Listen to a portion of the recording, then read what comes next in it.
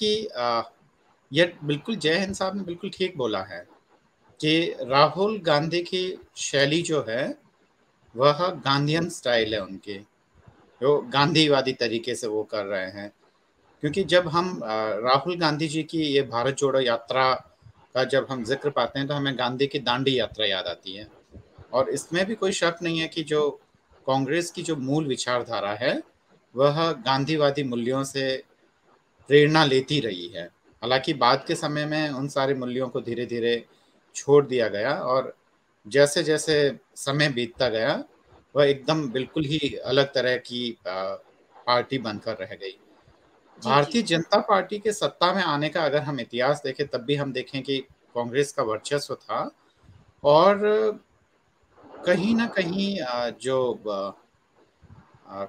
हिंदूवादी विचारधारा जो एक खास कहना चाहिए कि एक लंबे दौर की शिक्षा पद्धति के कारण जो भारत में जो कुछ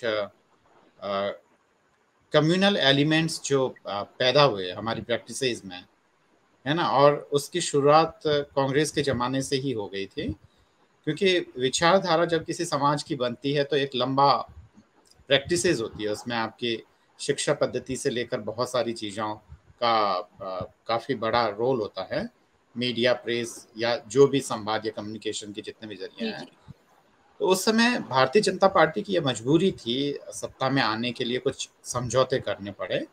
और यह जब लाल कृष्ण आडवाणी साहब थे तो उन्होंने जो पूरी प्लानिंग की थी, जिस तरीके से वापस वीपी सिंह जी साहब सत्ता से उनको बेदखल किया गया है ना, मंडल का मंडल वाला पूरा वो, तो हम पूरे उसको देखना चाहिए। जहां तक पप्पू या पप्पा की बात है, ये दरअसल पूरी बहस ही फालतू की है।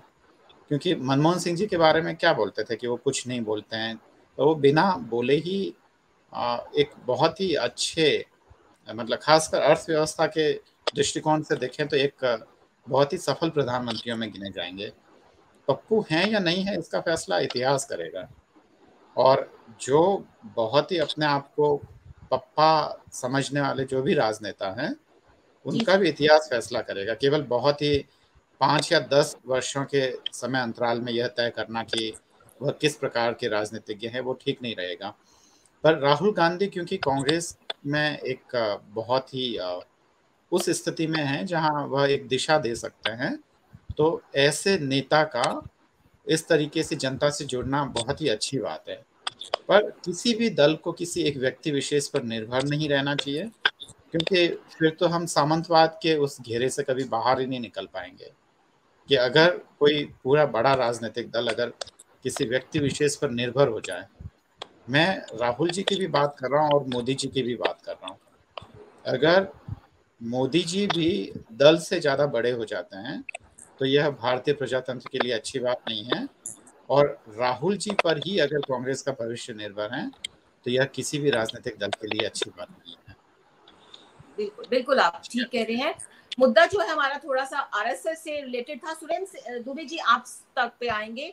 अगर हम राहुल गांधी की बात करेंगे, जैसा कि ये जो भारत जोड़ो यात्रा है, इससे विपक्ष और आप हमसे जुड़े रहने के लिए सब्सक्राइब करें यूट्यूब पर, फॉलो करें ट्विटर पर और लाइक करें फेसबुक पर। और ज्यादा जानकारी के लिए आपको टाइप करना होगा सिर्फ न्यूज नशा।